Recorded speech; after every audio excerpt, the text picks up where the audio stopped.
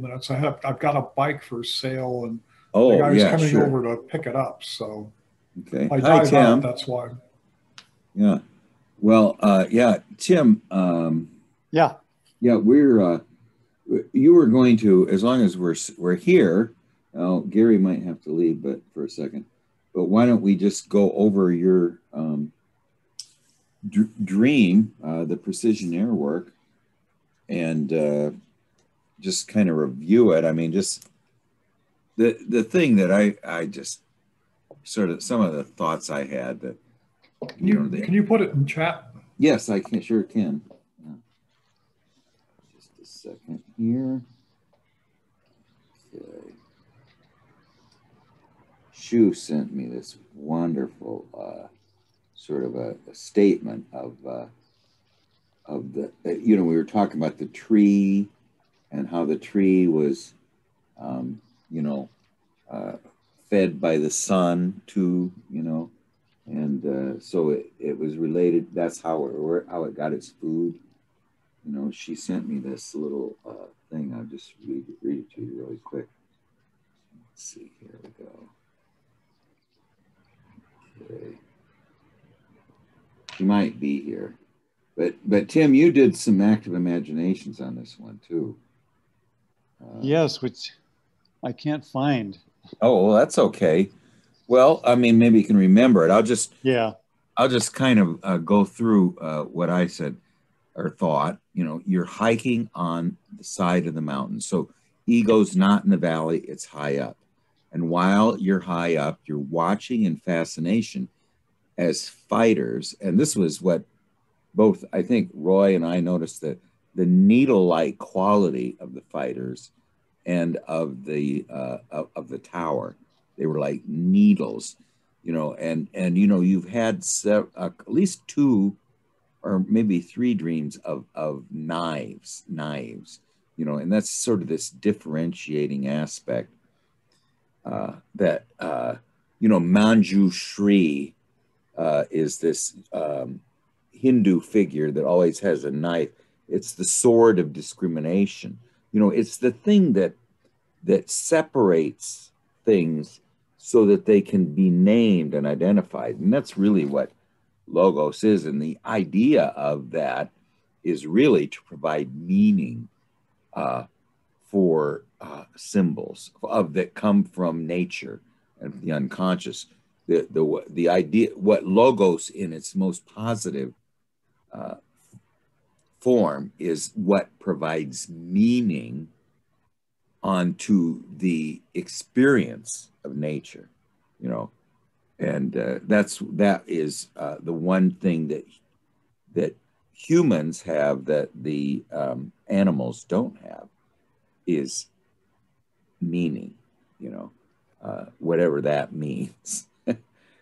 So I guess the whole idea is meaning is that thing that is an ontological purpose or something like that. It just there is a purpose and it has a meaning, and we can maybe you guys can talk about that a little bit, but it's just they were the way you drew the F-15s and the tower was very needle-like. Now they fly high up in a circle, forming a circular pattern above the valley, which is the Vale of Tears. That's as Hillman tells us, it's the place where soul dwells. So you're up above the place that soul dwells, looking down. This aspect of meaning makes a mandala, around you, and it says in the dream that it makes a circle and then it comes around and it stops in front of us. So it's actually presenting itself. This is not done abstractly. It's done for us. Doesn't it say that?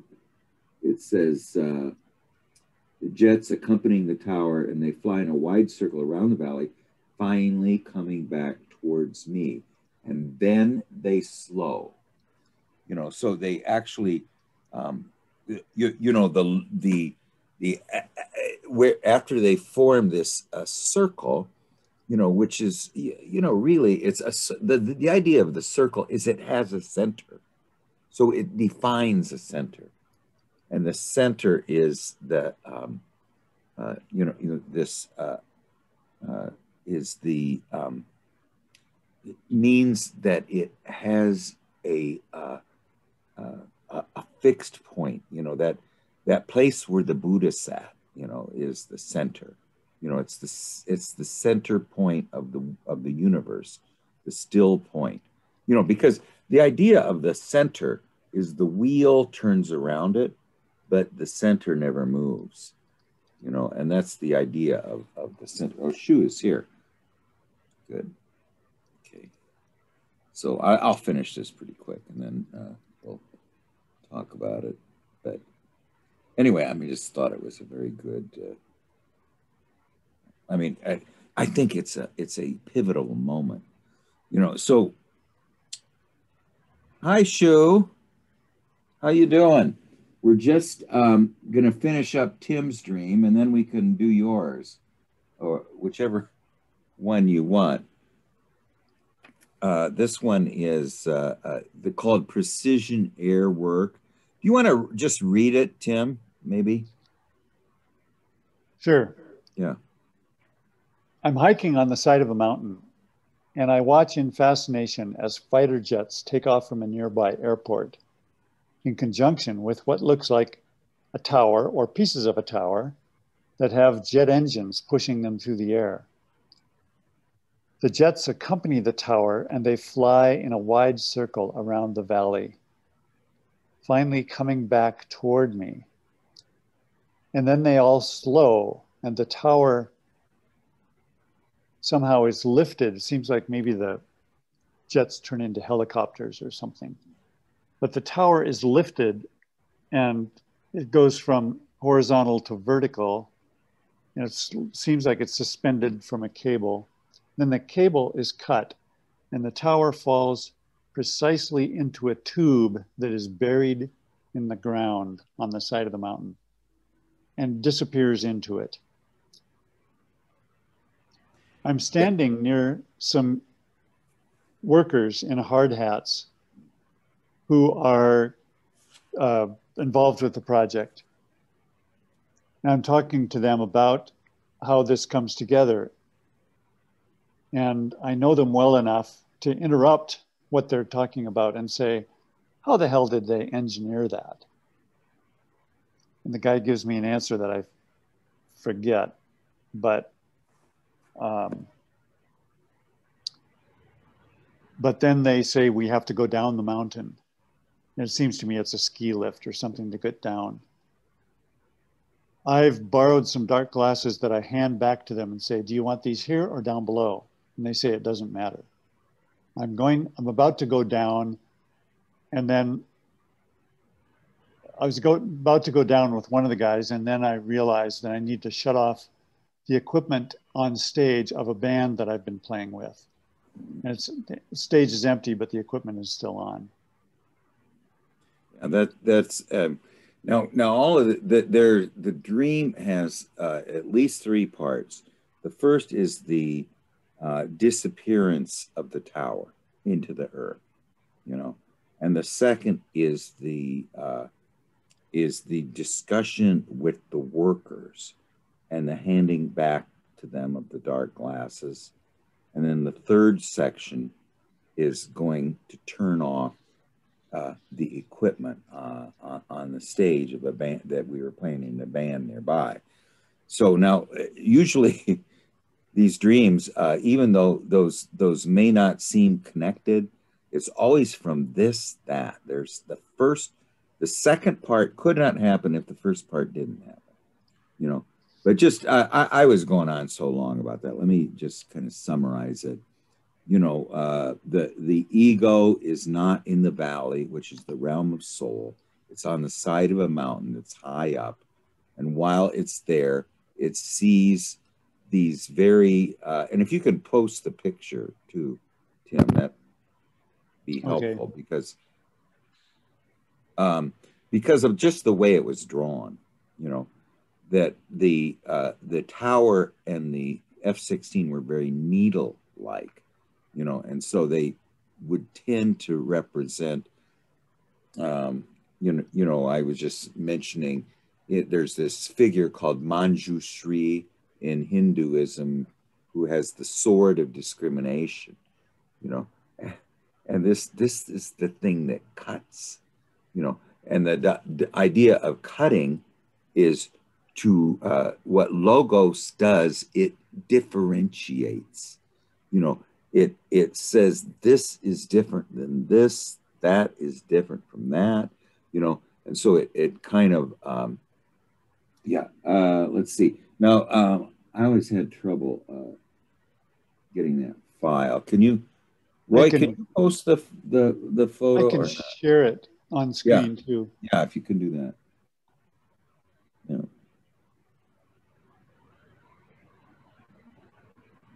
Okay. Well, anyway, the idea is that the then these the tower and these F-16s form make a circle or a mandala, and basically they're defining a center point. That's the idea of the mandala, you know, and it also is a totality. Okay, the circle is whole, you know. Now it stops right in front of ego, and right when it's front, and now this is very important, that it comes around, stops in front of ego, slows down, and then it drops the tower. The tower represents that very high vantage point of differentiation, and it's also shaped like a needle, you know, and it drops it into the earth. So there's the idea possibly is that the dream is saying we are too high up. We need to get our tower to balance because we're too high up. Our tower needs to descend into the earth and disappear there. In other words, the part of us that's very high up right now needs to unite with the earth, you know, because if it unites with the earth, you know, just as I'm saying those words, I just feel a little bit of elation in my heart. I don't know if anybody else does, but it's the idea of that part of us that's too high up needs to unite with Earth. I think it's because I need to unite with Earth. Why I'm feeling that little bit of elation. And then, so it's a tower, it's a steeple, you know, it's shaped like a steeple, you know, and it is represents verticality and height, and it is unites with the depths, and it disappears into the depths. So the connection with the upper realms is severed, the rope is cut. Our connection, our tower, which Roy I think mentioned, could be the sum of our achievement is severed from the upper realms, drops into the earth where there is there's something prepared for it. And I think the most important word to me is it disappears into it. In other words, it becomes one with the earth. I think if it just said it fell into a missile silo, you know, I don't know. The word disappear seems to me to be important, you know. So what it is was emphasized, the height and the verticality have disappeared, become one with earthiness, you know. Now, then the second part is ego is standing with the helpers of this process. Look at that, the picture of the helpers of this process, the helpers of the ones who have the tower descend into the earth and to become one with it. And they're wearing hard hats. It kind of remind me of you know, sort of like the seven dwarfs, you know, these people that work in mines shafts, you know. I mean, you know, there's the aspect of the Snow White and the Seven Dwarfs, they were specialists in the underground. You know, I mean, they at least these helpers, someone dug the hole. You know, and so they are standing not by. We look at them and we said, how in the hell did they engineer that? Okay, well, these are these magical beings that did it. You know, did it with psychic magic. Apparently, you know, I mean, it's a perfect. You know, that's why I say when I was thinking of it, I was thinking of 2001 and Space Odyssey and just that perfect docking that those things do up there. But it is magic. How does this happen? But then we give them, that's the precise part of it. And that's an important word, which I haven't really defined yet, but it's called precision air work. So only what's really is very precise usually is the masculine world. It's very precise. And, you know, like Marie-Louise von Franz says, if our principle is yes and no, then we can't unite with the outer woman, feminine, or the inner feminine, or with the unconscious. But here it's very precise. But once it enters the earth, there's no yes or no anymore.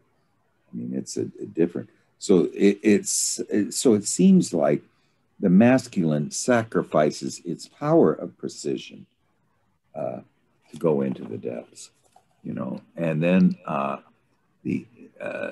so the answer it's just a nonverbal it is a nonverbal realization to unite with the earth. So there's no longer any logos differentiation when it coagulates. I think that the first part is this sublimatio, and the second part is the coagulation. And then, let's see, we've been given special vision while we're up there. And then we say, well, we're going to give back the special vision. And then they say something is a very important statement. They say that, do you want these here or down below? And they say it doesn't matter. You can have, maybe, I'm just guessing, special vision either place, you know. And then, so that's the second part. And then the third part, after these two amazing things, we seem to return to regular life. And, you know, we unplug what was plugged in regular life. And it doesn't say what happens after that, but it is related to music and stuff. Well, now, Tim, could you just amplify it with the active imagination? Just sort of try to summarize what you remember, at least. Boy, it seems like it revealed some surprising things to me. And of course, the surprising ones are the ones you can never remember. I thought I put it in my notebook, but I can't find it. But the thing that struck me is that, you know, the logos part of this, the precision engineering of this incredible project is so highly developed. Everything works perfectly. There's no accident. There's no trouble with getting everything to work, apparently. And it also occurs to me that the Eros side, the natural world that is receptive to this thing, is just as advanced, just as developed. But I can't wrap my mind around that. It's not a cognitive process. It's a collaborative process. Right. Yeah. And so I can witness with my you know, my masculine brain, I can witness how all of this is so smoothly put together. But with my body, I cannot understand how the dark side of that equation operates, because obviously there's no conflict in the whole dream. Mm-hmm. And so everything is working beautifully. And here you get to the very end, and I've apparently been performing with this group. I don't have any memory of that, but the equipment is on, and that's my kind of my home territory. That's what I'm used to doing, is the aero stuff. And so, you know, apparently I did my job and all of that worked fine. And now everything is being wrapped up. So it feels to me as though there was a beautiful kind of a Hieros Gamos, a marriage of the both sides. And I'm just dumbfounded. I don't know how it happened. I can't understand how to keep it going in that direction. But I think I just have to have faith that all of these parts come together. And then my inferior feminine side knows how to participate. All I can do is be respectful and worshipful of that part of me, to say thank you for your participation. And other than that, I'm just flummoxed. Well, let me, we're going to turn it over to Roy, but just think of all the places where this hasn't happened. You know, in the House of Four Women, in the at the play of Eloise, of following the anima up to the Sea of the Spiritus Rector. But here we witness the island in the Liverpool dream that Jung saw. So we actually saw the upper realm and the lower realm having this sacred wedding. What do you think, Roy? I mean, it was helpful, a completion. Yeah. Yeah, this dream's very mysterious to me. I haven't figured it out. It does, for some reason, it just reminds me of the iceberg dream. But in that one, I think people were questioning Tim about the painting, and he wasn't very responsive or wouldn't communicate. The tables are kind of turned on this one. He's witness to a mystery, and he's asking questions, and everybody's non-responsive. You know, it's kind of tables turn. But in both dreams, it's a great mystery that can't be explained. Yeah, in the iceberg dream, what happened is that you know, Tim did a diorama of an iceberg, you know, which 95% of it is under the earth, and then he starts having a discussion with a man about it, and they're having some intellectual back and forth, and then after he leaves, the woman comes in and says, takes him, throws him up against the wall, and says, neither one of you understand this image, you know, of the iceberg, you know. And I said at the time that this should be on the altar of the Church of Tim Holmes, the iceberg. Now, in this case, 95% of us is not visible under the earth, you know. And that's about, if you measure it with our head versus our body, that's probably pretty close. It's probably, you know, even more, you know. But in this case, it like Roy says, it is emphasizing that this upper precise world is to achieve meaning needs to unite with the 95% of us that's below the earth. What do you think, Gary? And it's an anima dream. It's related to the feminine and the Mother Earth and to nature. What do you think, Gary? Oh, I like the idea of the tower being discernment. And then you know, I almost think of the fighter jets as almost like daemons, you know, it's like they're there to aid the discernment. And what we have is, you know, the discernment moves from the location where it was at to a new center, and it joins with the earth. And not only does it join with the earth, but there was a place prepared there for that movement. So to me, this is like, it's like a shift in perception. You know, it's like the perception has changed and it's gone more to the earth.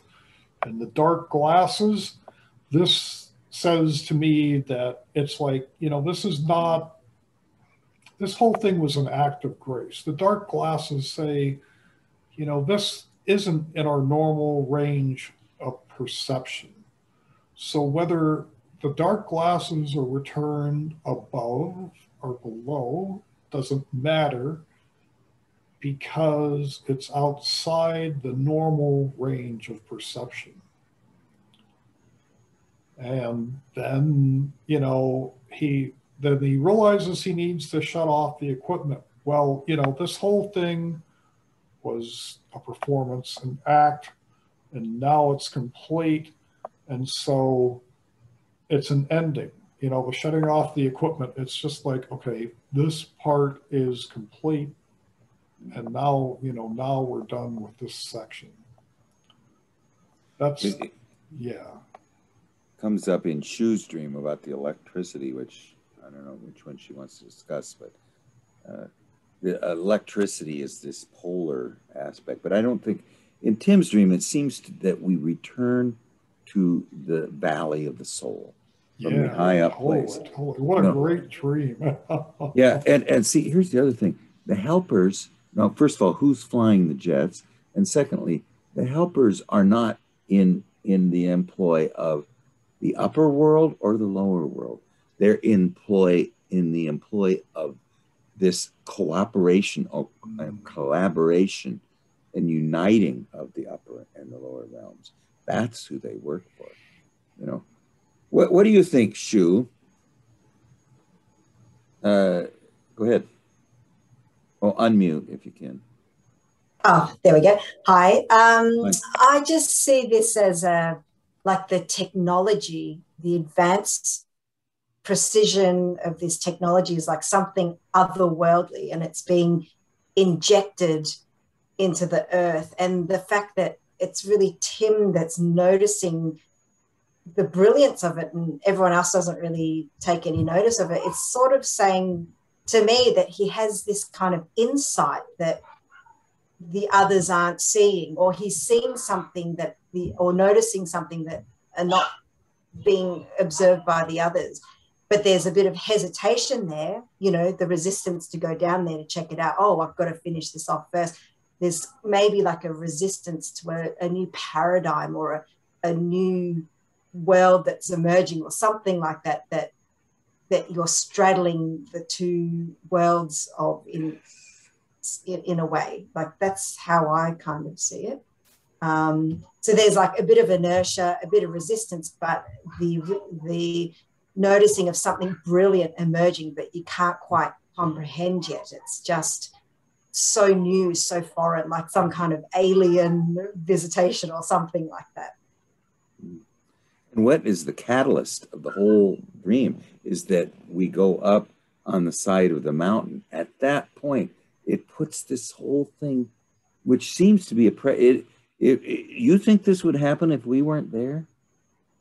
You know, I mean, I think this is absolutely is for our own benefit and for no one else's. And yet the catalyst was that we left the Valley of Soul, went up halfway up the mountain, and then it showed us, no, Kevin, no, Tim, this is not where you need to be. You need to be anchored with your feet on the earth. Now, there's been all kinds of a series of dreams about the anima, which has been a wonderful series, connecting with the feminine, you know. And we went in the last two dreams, and I think there was even one before that. What was the dream? Wasn't there another dream, but it was about the animals. We see the animals, and then the wolf aspect, this devouring aspect, really is, I think, represents the logos world. I mean, the world of the husbands. So we had that dream after all these wonderful dreams of connecting with the very anthropomorphic feminine. The feminine is not necessarily human. It is nature. It is Mother Nature. And the masculine is not necessarily anthropomorphic. It is this upper way of looking down and seeing that we are there. So I think the fact that it went first to the more animal side, and then now to the very, very abstract side of earth and towers, is saying that we shouldn't think always of the feminine as the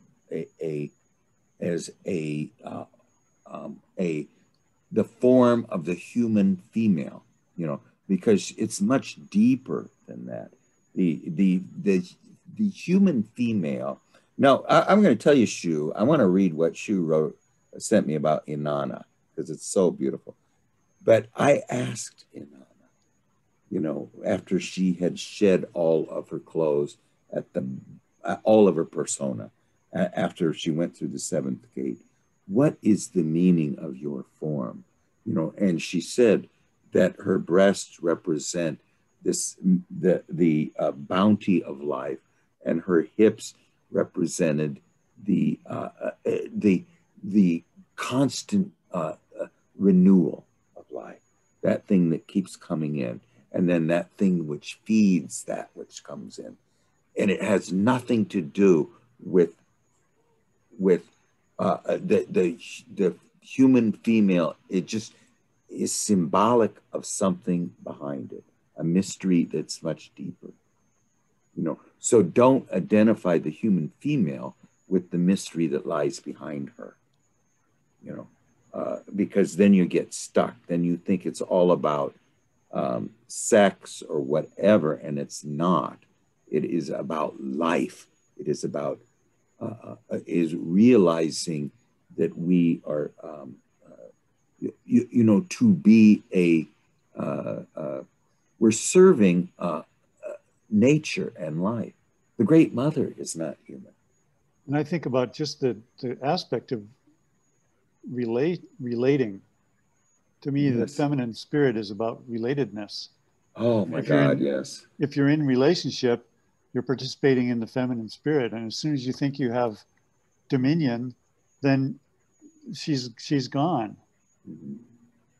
Relatedness means I am one with you. And this comes up again in Shu's dream, the emotional aspect, the cool abstractness of the spirit world is not relatedness. I mean, the Dalai Lama says this, that the monks that go up to the high realms, are not really.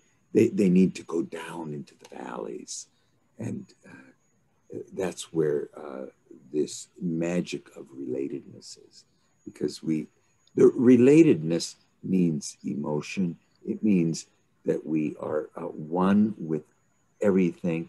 We bring together. We don't separate apart. I can't say that as well as you remember that, Gary.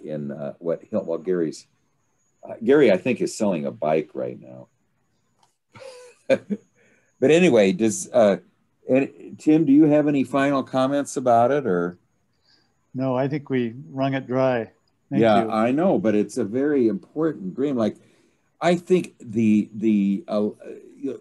me, that dream about the iceberg, I mean, if it was my altar, I would have an iceberg diorama on it, and I think that this is almost a comeback to that diorama. But yeah, but it's such an important dream, because a lot of our dreams up until this point have been incomplete, kind of left us hanging. You can't go into the House of Four Women. You didn't follow the woman up to the Spiritus Rector.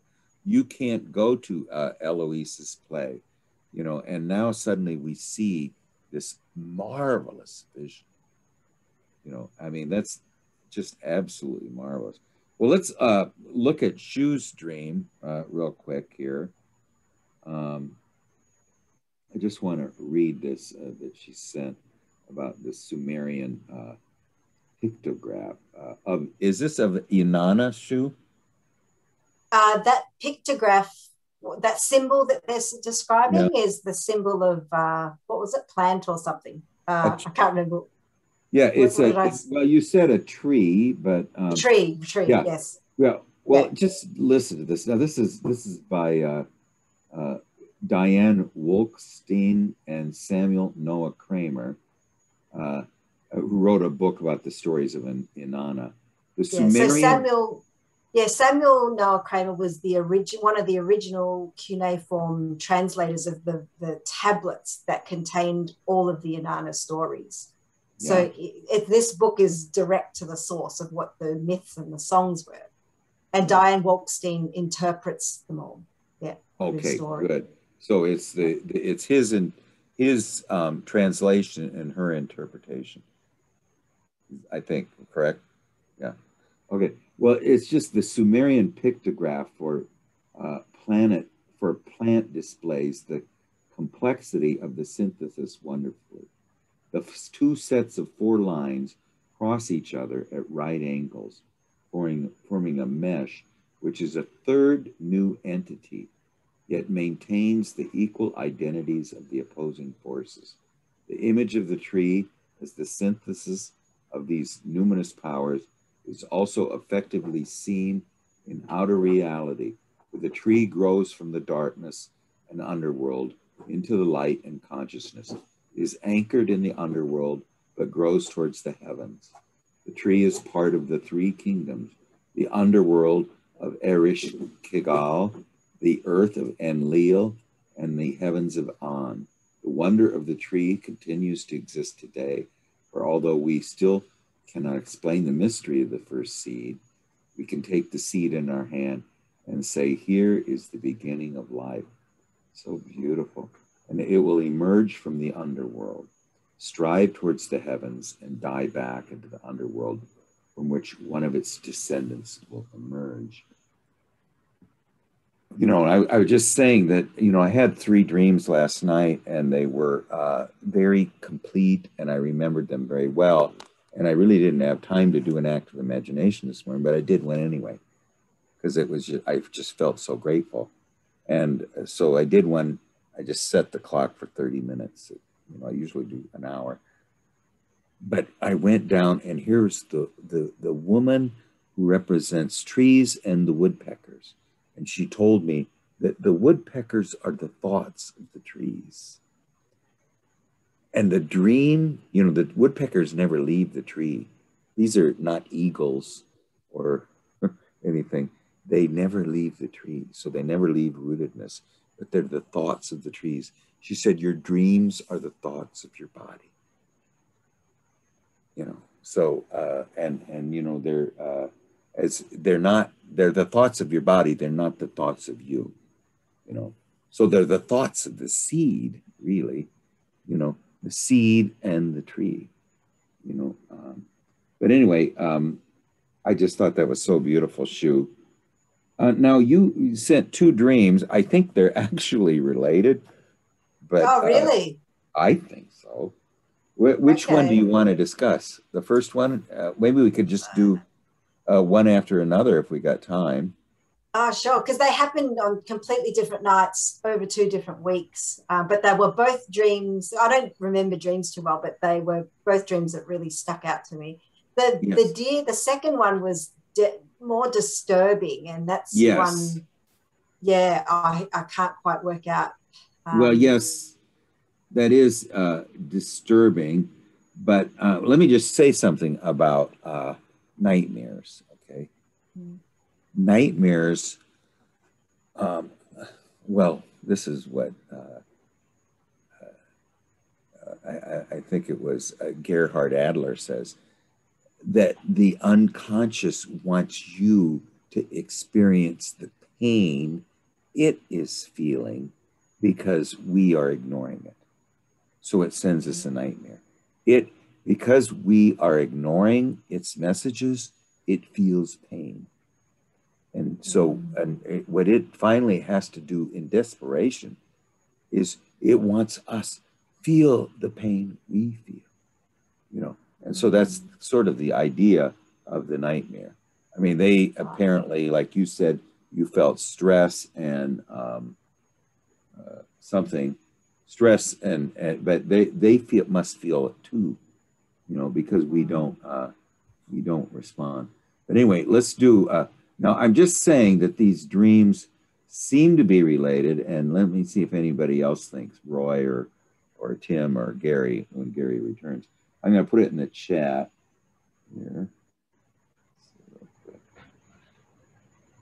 if I can get it all. Sometimes it doesn't all go in.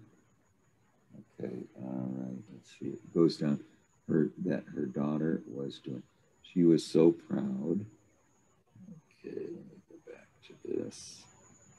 And then she was so proud. Okay, and then okay, and then I gotta just put this last little bit in there. Okay, do you want to read it, Shu? Sure, I can just tell it. So okay, sure. Basically I had this dream that I was at this back at high school again, an awards night, and it was dragging on. They seemed to be going through every single detail. Instead of who was the best student in this subject, it was, let's go through question A of this test and B of that test. And I turned to the person next to me. I thought, when is this? Do they really have to go through all this detail? And the two people that stuck out to me were two very different people. So one of them, who in real life has turned out to be like Australia's top female basketball player. She's now a basketball commentator. She's quite famous.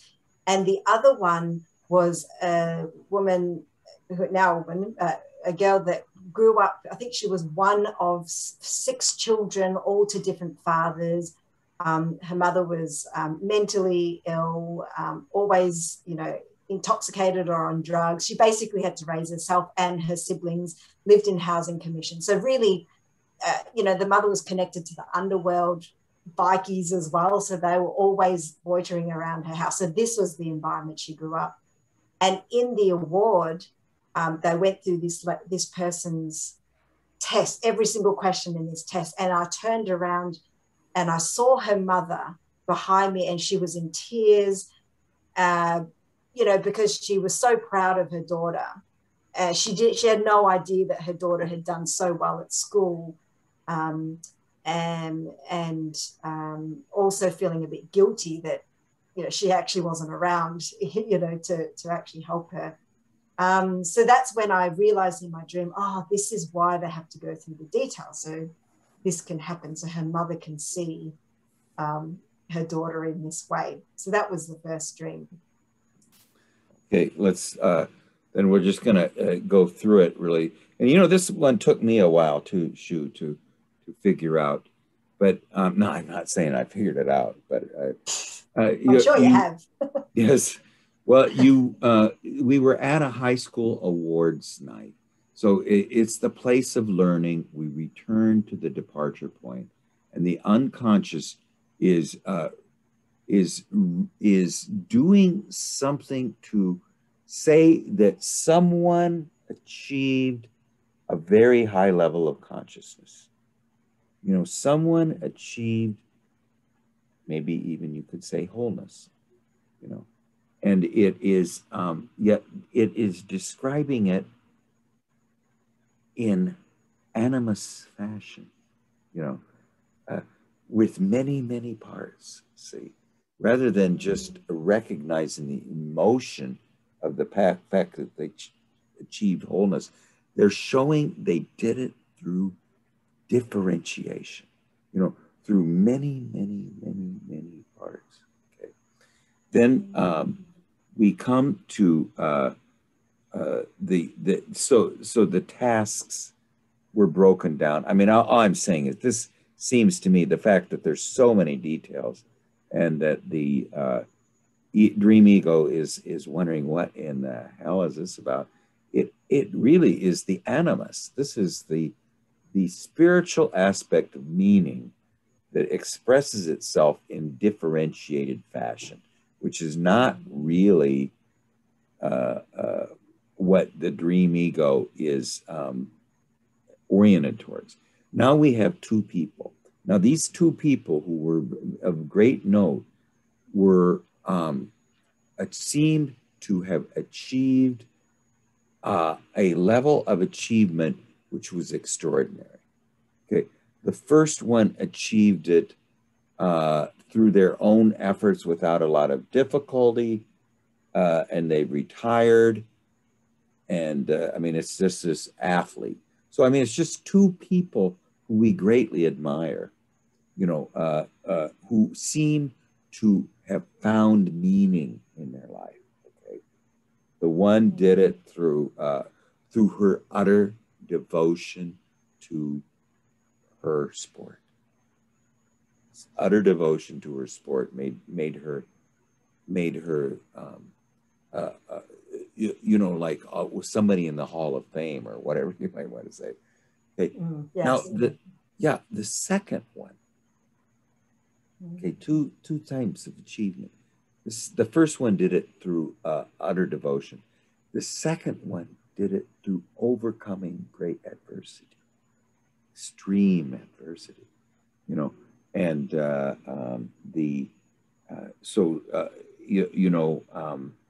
well, you know, she's underprivileged. Her mother was a drug addict and did not have a father in the family as they were growing up. They lived in public housing.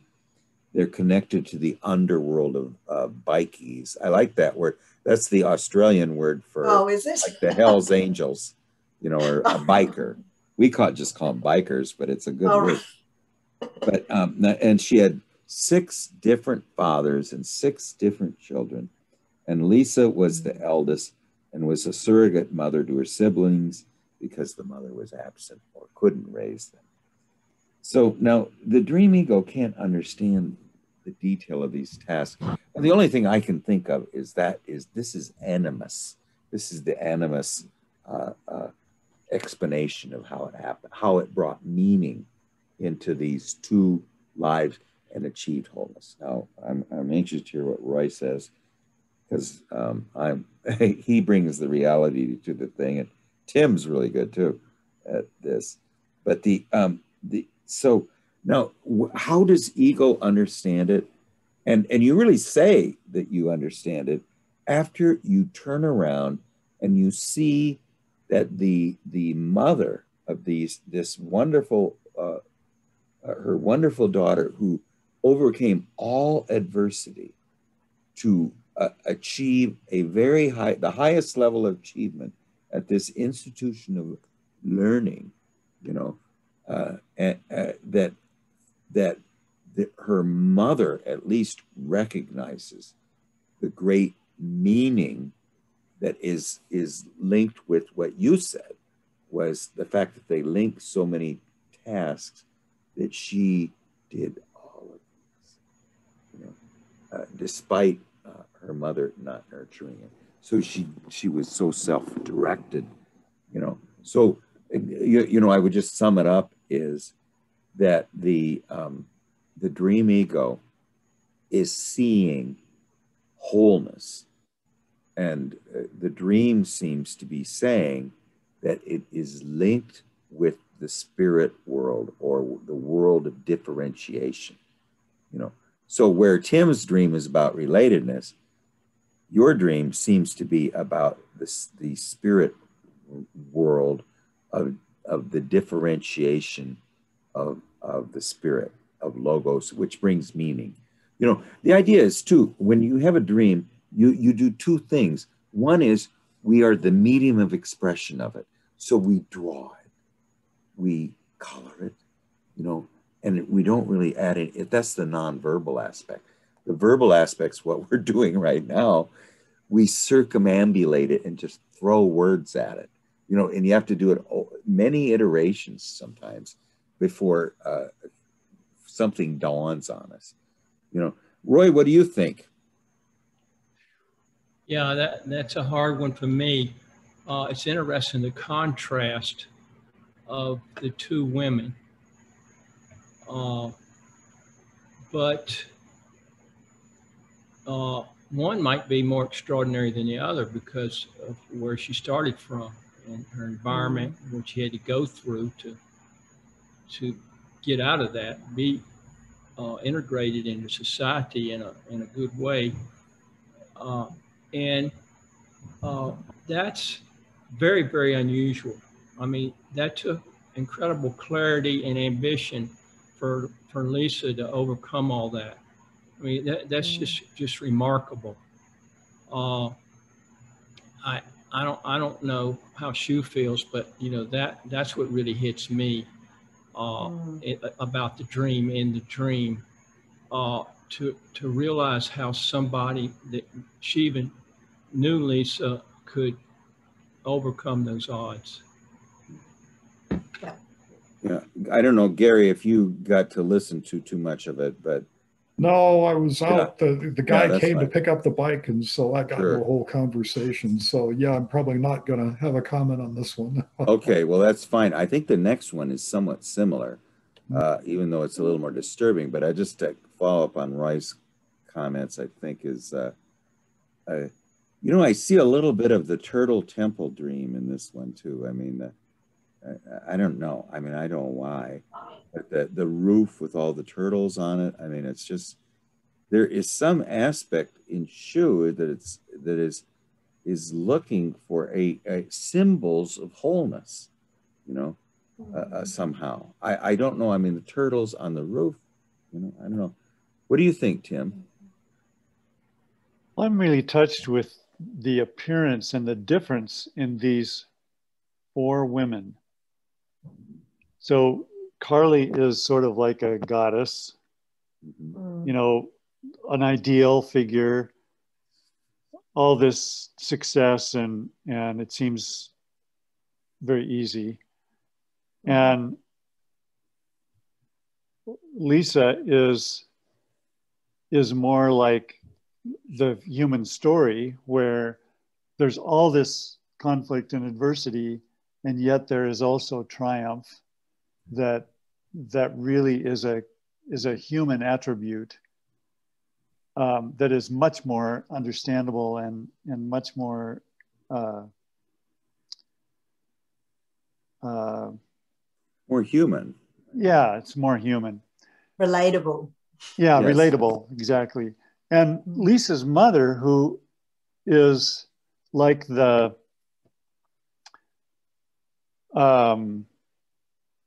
it's almost like an animal, just a figure that just flows along and does whatever is easy.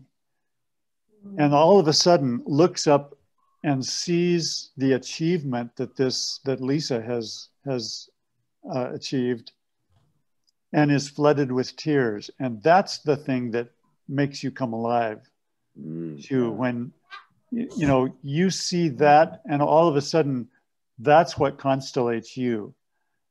And so you are like the culmination of these.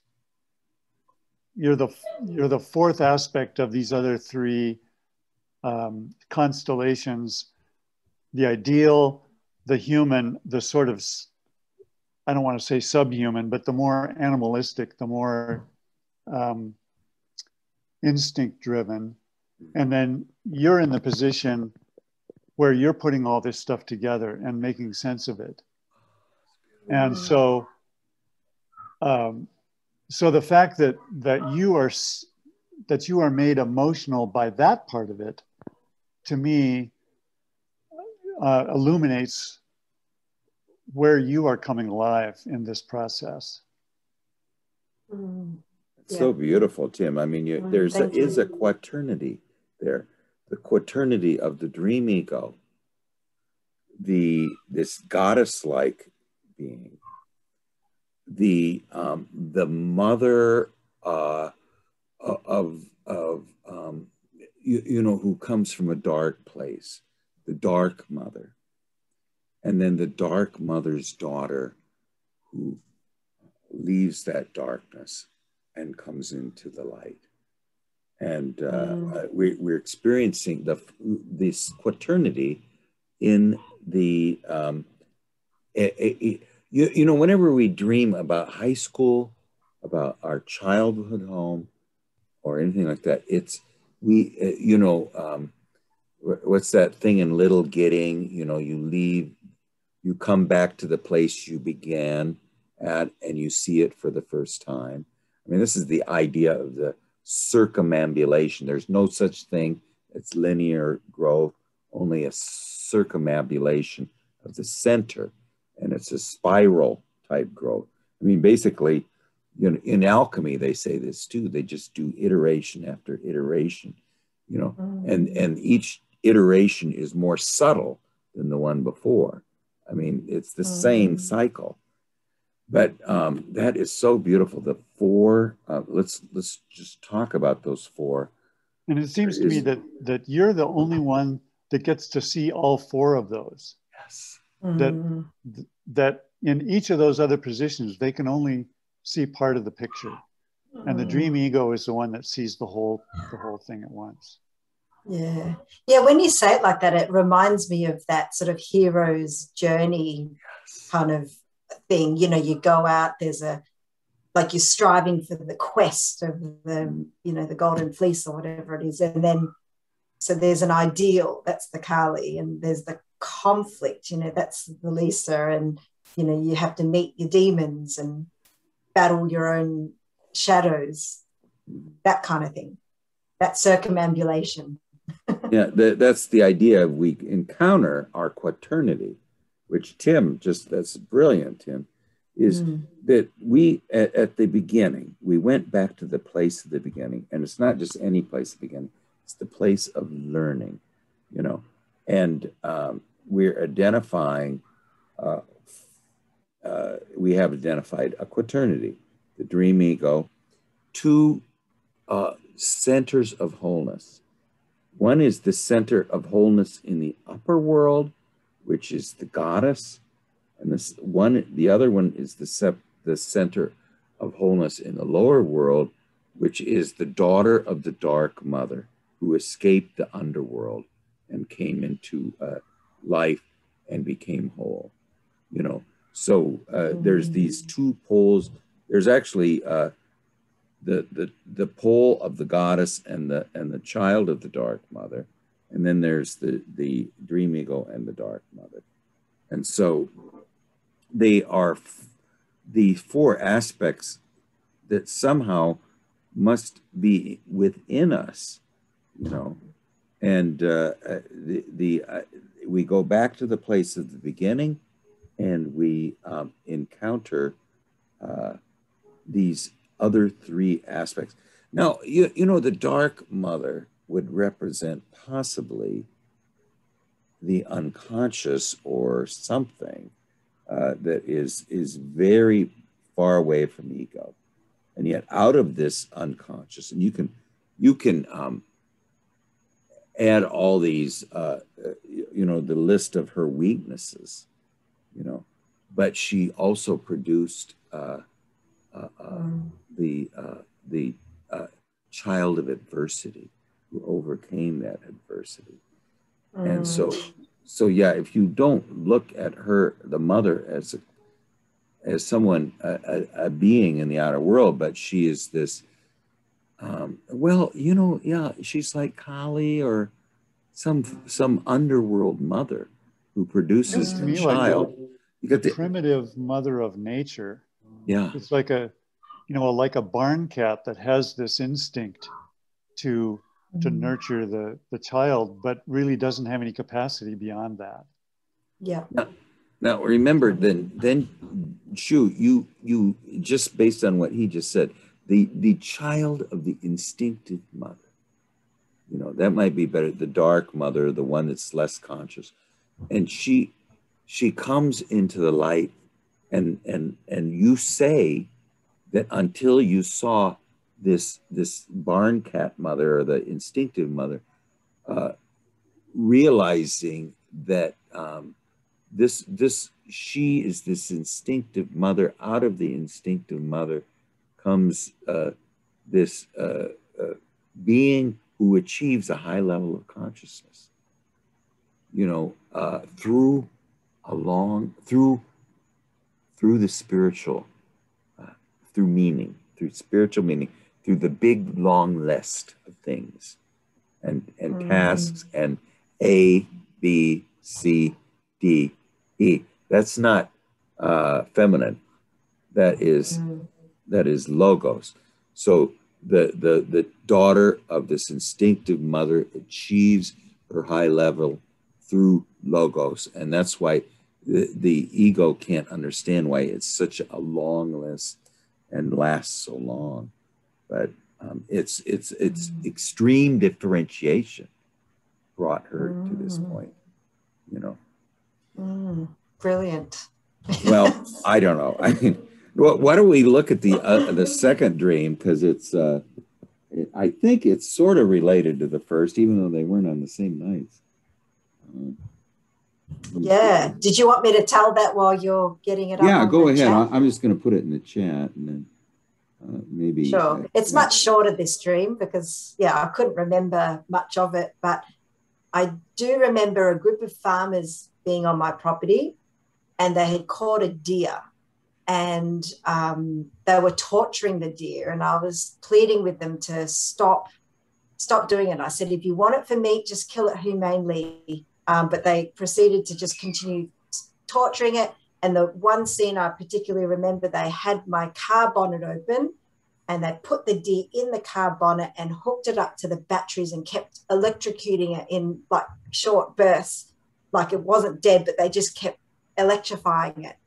And so that was quite horrific. But my question is this just because only a day before or something, I did actually have a group of regenerative farmers visit my property to have a look at the work I've been doing there. So I was like thinking, maybe I'm just thinking of that in my dream. And then the day after, I had a flat battery in my car. So is this like is this actually a real dream, like with a real message, or is it just is it objective or subjective? Yeah. But I think, of course, remember, it comes from the dream maker. So what was you did say that you think, is it a premonition or something? But now, one thing you did mention is that the regenerative farmers that came to your house were mentioning that your trees that you had planted had the bark yes, that's right, all the way around, one tree, which killed the tree. Yes, one tree has been ring-barked, so it's a pine tree. And we were talking about that. And I didn't really care about that tree. It was literally just a sapling I stole off the side of the road, and it happened to grow really well. Then it's quite rare that we don't actually have deer, or so I thought. But one of the farmers actually said to me, have you got deer? I said, yeah, it's funny you say that, because I saw deer for the first time here, which they're not in our area, but I happened to see a herd of deers. So he saw that and he said, yeah, that's definitely the work of a deer. So I thought that was interesting. So that's what happened in real life. And then in the dream, the farmers they didn't feel like a regenerative type farmer style. They felt like real kind of like redneck, like type farmers that were just out to kill things and shoot things and not actually be very regenerative about their work. So they seemed in the dream or in reality? In the dream, yeah. In reality, they were all regenerative farmers, but in the dream, they were, farmers that like to shoot things. And so regenerative means that they are concerned about sustainability and those things. Yeah, we're looking at sort of ongoing perennial crops that don't require too much annual tilling and things like that. Yeah, establishing and doing lots of work with the land, like keyline agriculture is what I do, deep ripping, getting water into the subsoils, all that kind of stuff. Yeah. Oh, neat. Cool. Okay, well, let's just talk about this dream, just the similarities with the dream before. And we just had the instinctive mother, gives birth to this being who seemingly achieved her separation from the instinctive dark mother through a long, long list of like differentiated spiritual aspects. Okay. Now, in this case, the instinctive aspect in us cuts off the growth of the tree, you know, by eating the bark around it. So it cuts off the growth of the tree. Well, that happened in real life. That's happening in real life now. Yeah. Okay. Right. Okay. Well, yes, I know it doesn't say anything about it in the dream, but the idea is that at least what we experienced in the outer world was the flat battery, the instinct killing the growth of your regenerative crops, and the jury of animus who come there to help you, you know. Now, in the dream, what they're doing is they taking this instinctive aspect, which in the previous dream, that instinctive aspect also seems to be not nurturing of the growth that needs to be grown. And in the high school award ceremony, they're showing the way that the growth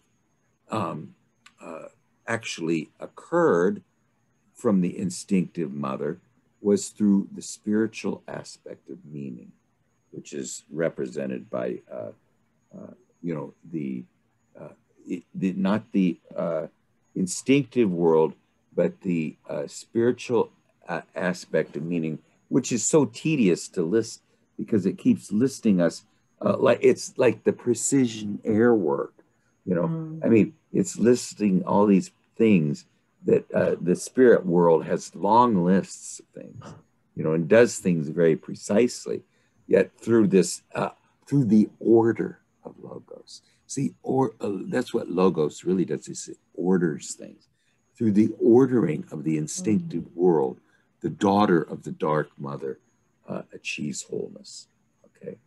Now, in this case, it almost seems like it is a negative animus dream, you know, where these regenerative farmers, instead of supplying the positive ordering of to bring the daughter of wholeness out of the dark mother, they're torturing the dark mother, you know.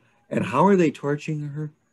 Through the differentiated opposites, you know, the positive and the negative pole, shocking it, you know, and, you know, the positive and the negative pole of the opposites, which the logos is the master of, is torturing the instinctive world rather than providing that ordering aspect that is the long list at the high school ceremony that brings the child of the dark mother into wholeness.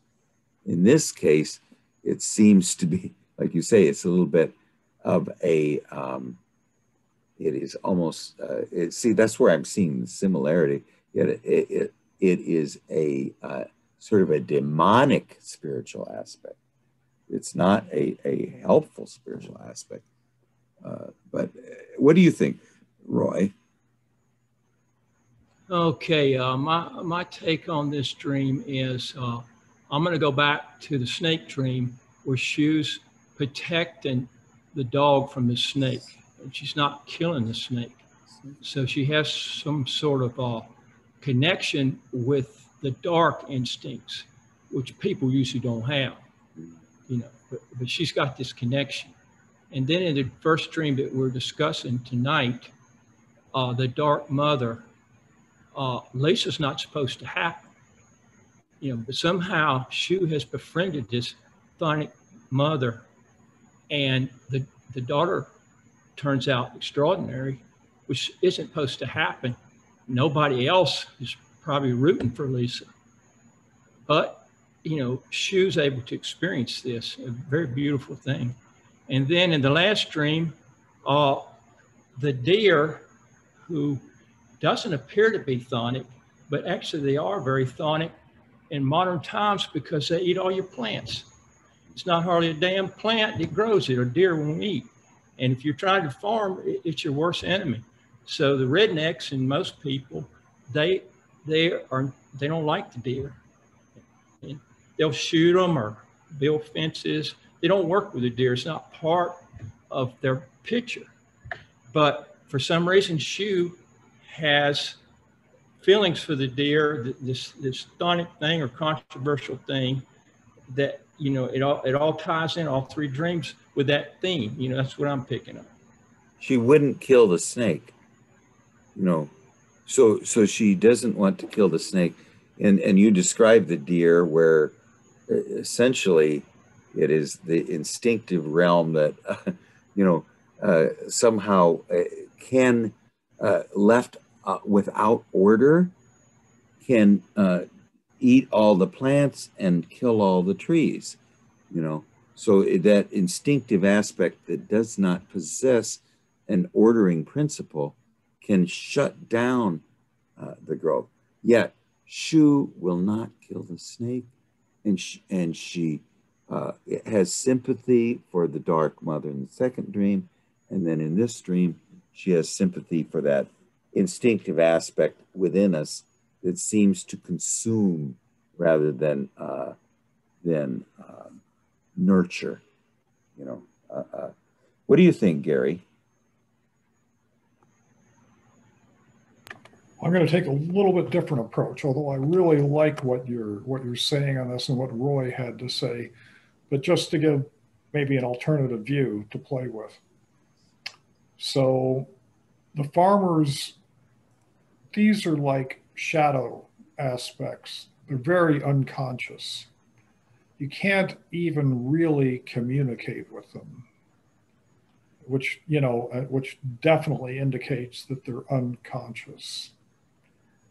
And then the deer is instinctive.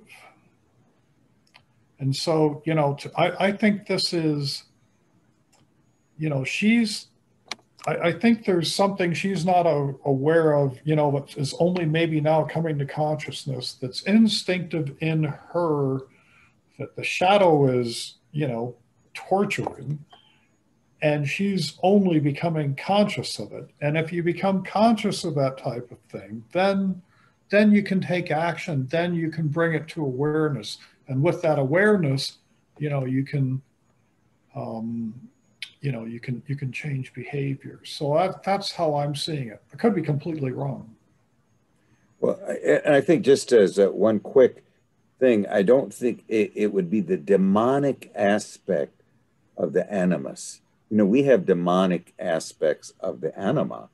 And I think what she's dealing with here is the demonic aspects of the animus, you know, the negative animus, you know.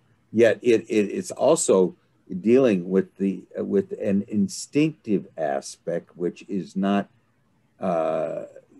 you know, as Tim described in the dream, the mother, it's sort of an unconscious instinct, which seems to just be eating everything up that we need to, that, you know, it'd be like eating up the growing daughter or something, you know. I don't know, you know, that growing aspect of that wholeness of Lisa. What do you think, Tim? I mean, this all Roy and Gary, that's great, both of you. Yeah, I'm really thinking about this aspect of human nature that produces the redneck. Mm-hmm. It's like a kind of fundamentalist thinking that things are either this way or that way, black and white, and there's no shades of gray, there's no dialogue, there's only one right answer.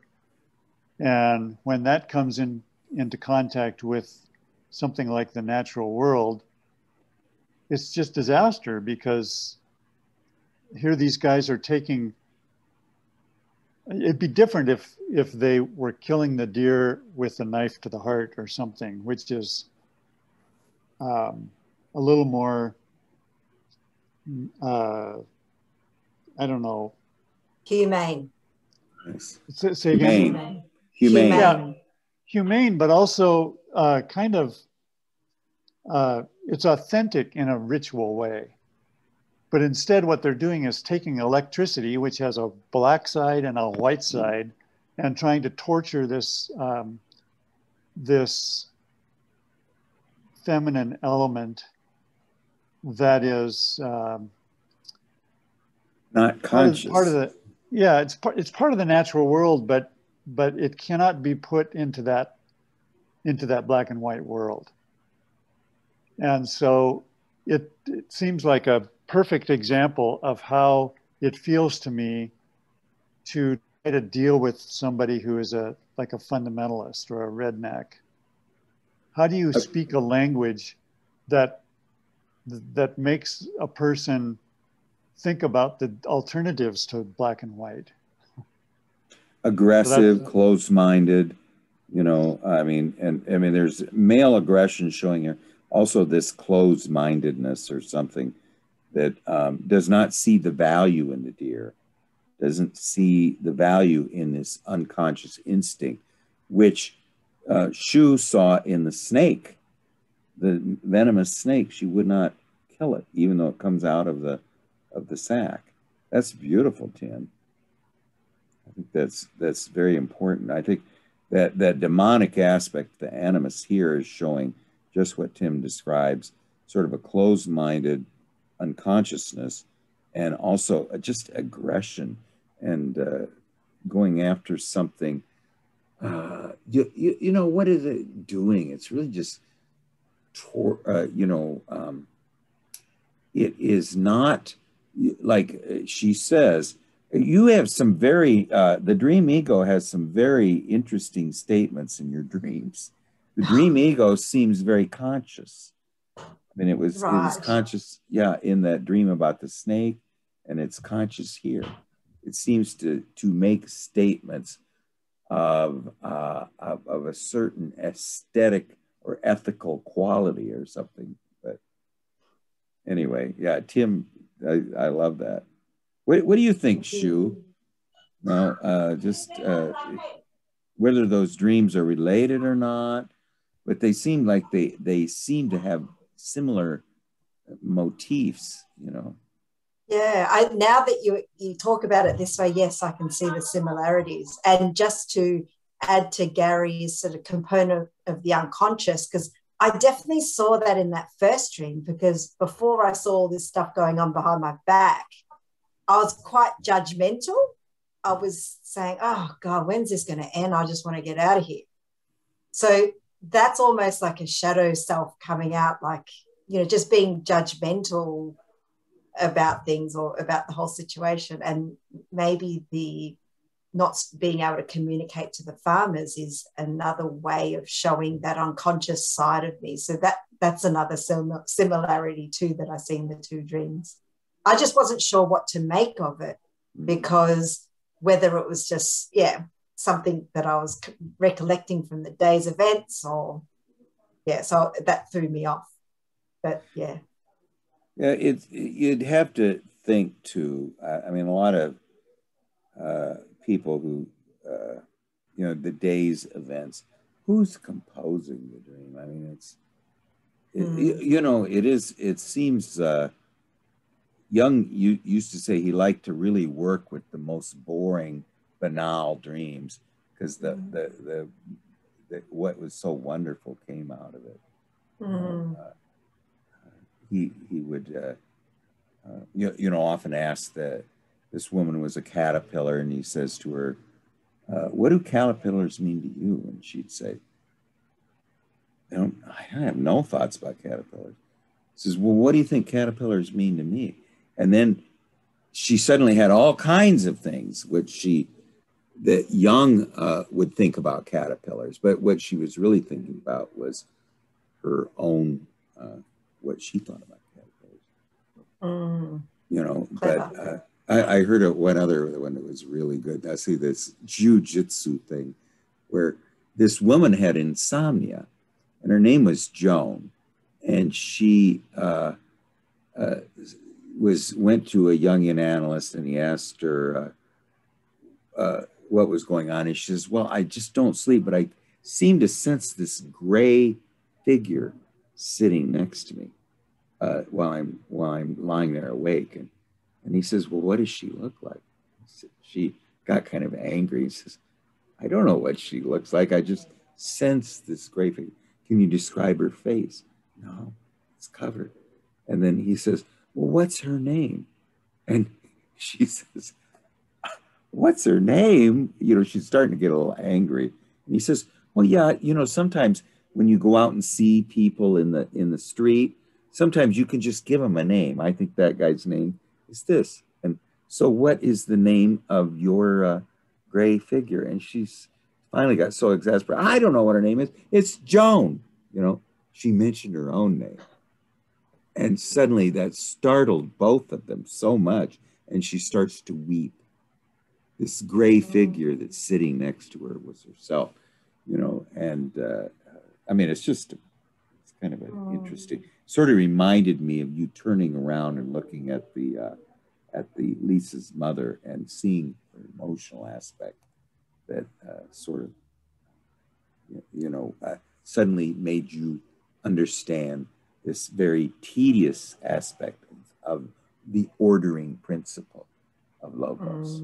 Why do we need it? It's tedious and slow. It's not necessary. Yeah. Well, yeah, well, I don't know. I just thought that was kind of a story that startled me, you know. Do Roy or Gary or Tim have a dream they just want to introduce? Well, I'd like to make one more comment. Yeah, sure. About Go ahead, Roy. Shu's dream. When she said, "Oh, she was bored with the speeches," and she said, as I recall, that was her shadow side. Mm-hmm. Well, this is kind of interesting here. I'm going to put that in the dream. Isn't that interesting about Lisa's mother? She is the dark side, but she had the superior daughter. And then Carly, we don't hear about her mother, like, you know, she just did everything perfect. There's nothing chthonic there. Maybe she's got the wrong shadow. Maybe she's a lot more conforming than she thinks she is, but she has this dark side that she feels guilty about, and it's not coming out. And that's what I'm getting with Lisa's mother and Lisa. I mean, there's something going on here. It's not coming out of the bag. Yeah, it is. The one thing I see in that, what Roy is saying is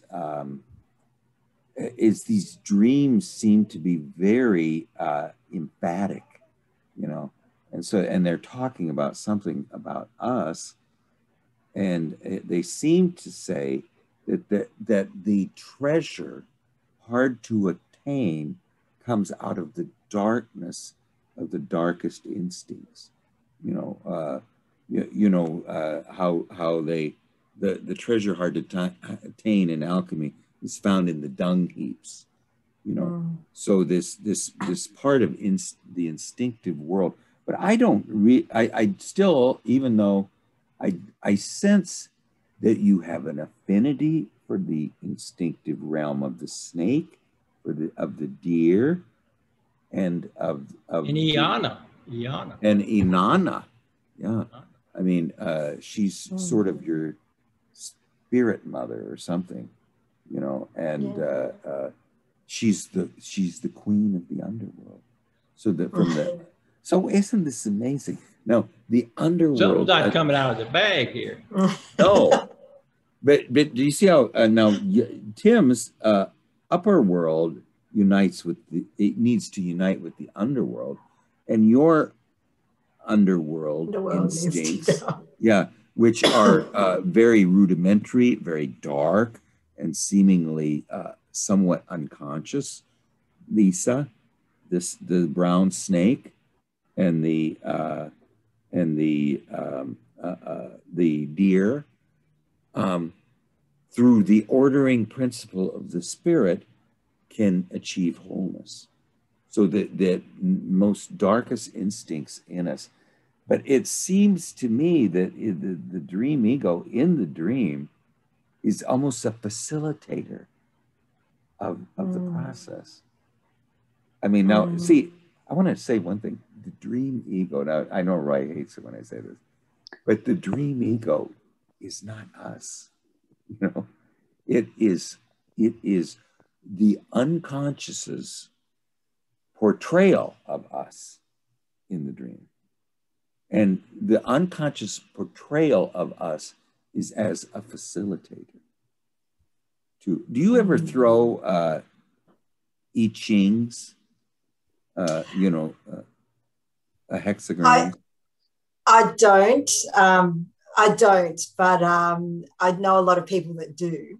Yeah, but I guess in my work as an astrologer, I do use divination through the horary chart, which is a divinatory form of astrology. So that's kind of like my version. Yeah, you do a fabulous job of that too. I mean, that one little thing you gave us the other last time you were here was just fabulous. But the I Ching, all I'm saying is, you know what the question I ask, and I always ask exactly the same question, or it isn't even a question.